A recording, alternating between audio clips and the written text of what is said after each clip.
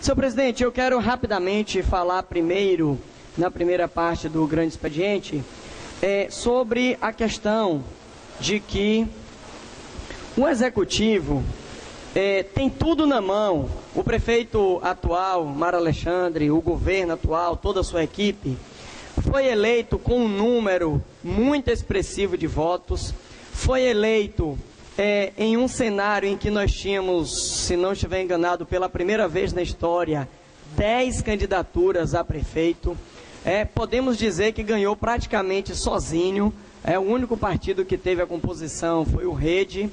Então, tem tudo na mão e acredito de fato de que o prefeito não precisou fazer alguns dos tradicionais conchavos com algumas empresas, com algumas estruturas, né, da cidade que já vinha com algumas práticas nesse sentido.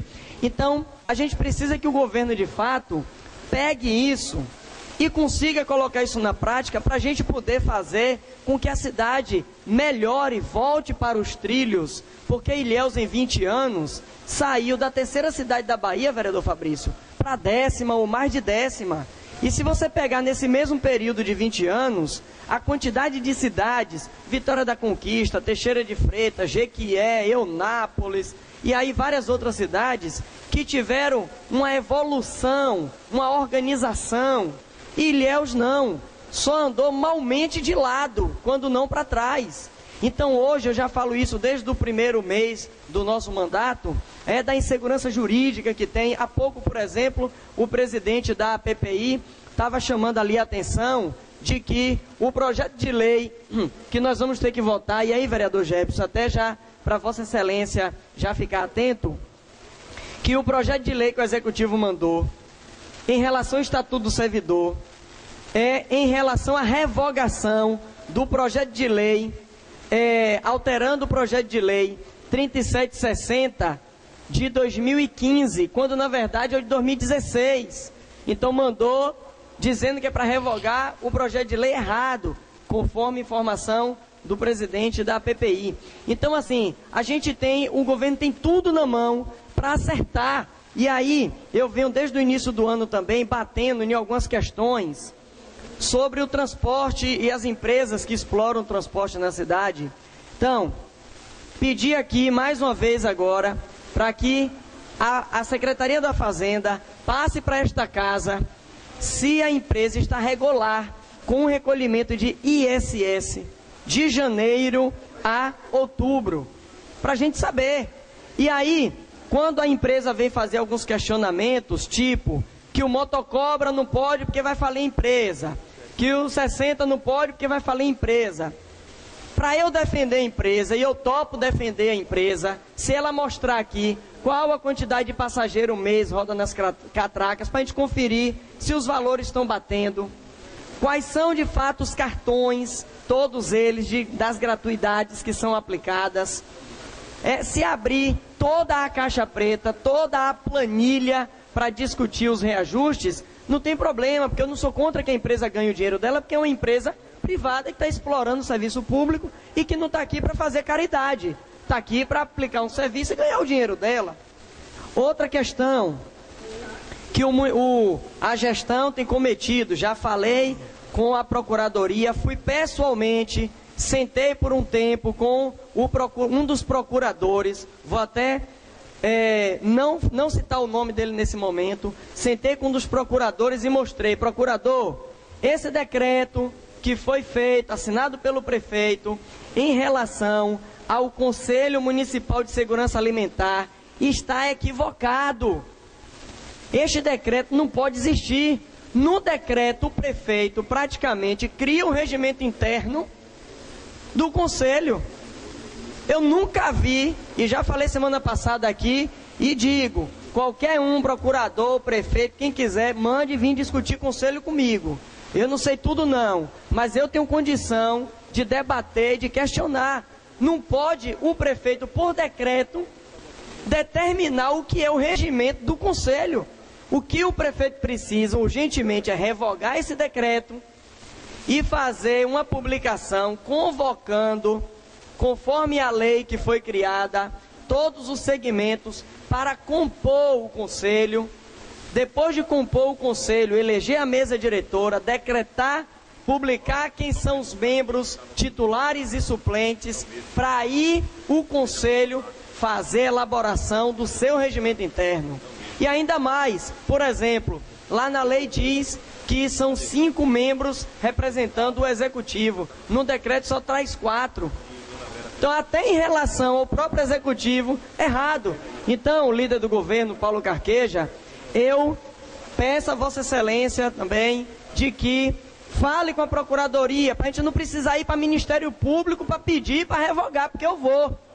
Se não for revogado, se em 15 dias, ou talvez até a gente não esteja em recesso nesse período, mas se a resposta não chegar antes disso, eu vou ter que pedir formalmente pela revogação desse decreto, que não cabe. Aí vem outro problema, agora que inclusive, senhores vereadores, a gente pode ficar sem recesso nessa casa. A gente pode ficar sem recesso, porque nós estamos com a lei orgânica para votar aqui nesta casa. A lei orgânica não traz, nem na mensagem, nem nas comprovações, nem no seu conteúdo, nem menção e nem documento mostrando de que o Executivo tenha realizado audiências públicas. E não tem dentro do projeto da LOA, desculpa se eu falei lei orgânica, me equivoquei. Dentro do projeto da LOA, não traz nem na mensagem, nem nos documentos e anexos, nenhuma menção falando sobre a realização das audiências públicas. E a Lei Federal do Conselho da Cidade, 10.257 de 2001, traz por obrigatoriedade a realização da audiência pública, senão a casa não pode votar a LOA. E aí outro detalhe, que o vereador Ivo até chamou a atenção, de que quando ele era secretário, eu sou testemunha, porque ele até fez lá no Teotônio Vilela com a gente, a secretaria fazia a convocação e realizava audiências públicas. Mas na lei orgânica do município de Ilhéus, vereador Jefferson, Vossa Excelência, que é o presidente da comissão, diz assim no artigo 42, a Câmara terá comissões permanentes e especiais com atribuições previstas em lei e no regimento interno da Casa. Parágrafo único.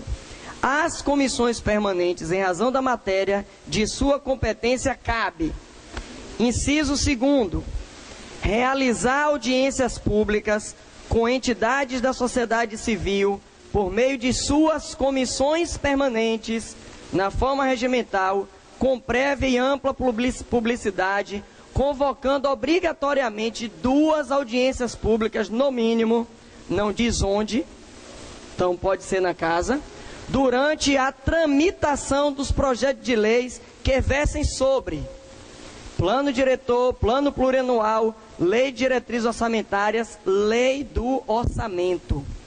Então a gente precisa também de que esta semana convoque para que aí dá tempo da casa fazer. Obrigatório porque é obrigatório, tanto por aqui, como também pela lei federal. Só que isso é simples da gente resolver. Vossa Excelência, juntamente com os 2 outros vereadores, combinam a data e aí convoca, de preferência para a semana que vem, para dar tempo da divulgação, pode ser aqui na própria casa. A grande preocupação não é essa, porque essa está fácil de Vossas Excelências resolverem. A minha preocupação é, o Executivo vai fazer como para sanar essas audiências, para a gente não infringir o que diz na Lei Federal 10.257, no seu artigo 44, que diz da seguinte maneira. Vamos lá. Para concluir, vereador. Já? 5 minutos do vereador Ivo. Muito obrigado, vereador. Diz assim, Estatuto das Cidades, artigo 44. No âmbito municipal, a gestão orçamentária participativa, de que trata a linha F do inciso 3º do artigo 4º desta lei, incluirá a realização de debates, audiências e consultas públicas sobre as propostas do Plano Plurianual, da Lei de Diretrizes Orçamentárias e do Orçamento Anual, como condição obrigatória para a sua aprovação pela Câmara Municipal. Então, quando eu venho falando desde o início do ano, senhores, de que a gente precisa ter a cautela, e aí a gente sabe, eu e mais 11 vereadores, estamos aqui de primeiro mandato, a gente tem muito ainda a pegar, a aprender, mas a gente precisa, a partir desse recesso e no início do ano, a gente verificar um pouco mais com cautela esses detalhes, por conta do que eu falava lá no início do ano, da insegurança jurídica que Ilhéus traz.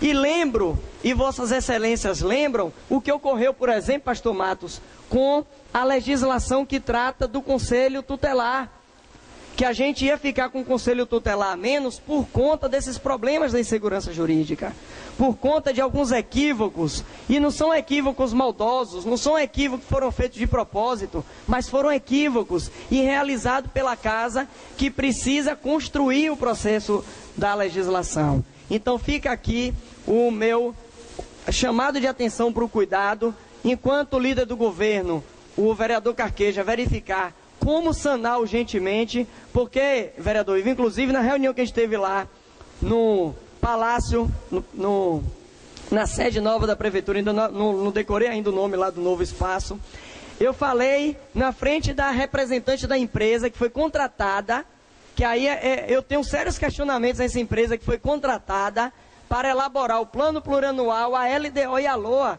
Todas 3 peças vieram com erros. E aí eu perguntei lá, vocês vão publicar qual a LDO? A que nós votamos aqui nesta casa, ou a que depois o vereador Carqueja me apresentou aqui como a correta, que é diferente da que a gente votou? Então, são problemas como esse que dá um risco do ano que vem o governo ficar sem orçamento novo e ter que aplicar a regra muito limitada, utilizando o orçamento anterior. Então eu me preocupo com isso, porque isso vai ser ruim para os munícipes. Então o governo tem na mão tudo para fazer a coisa correta. Tudo para fazer a coisa correta. E para finalizar, vereador, presidente, eu espero que em caráter de urgência também, a prefeitura mande arrancar todas as publicidades no fundo dos ônibus, como foi feito nos outdoors que não estavam regulares, porque eu recebi hoje aqui também, li no expediente no início, a resposta da Secretaria da Fazenda dizendo que não existe, que não foi encontrado nenhum elemento que regule ou que autorize a utilização da publicidade no fundo dos ônibus.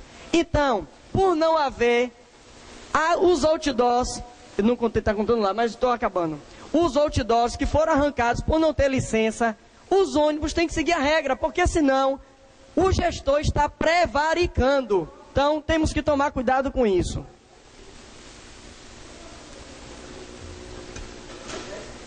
Em discussão. Questão de ordem,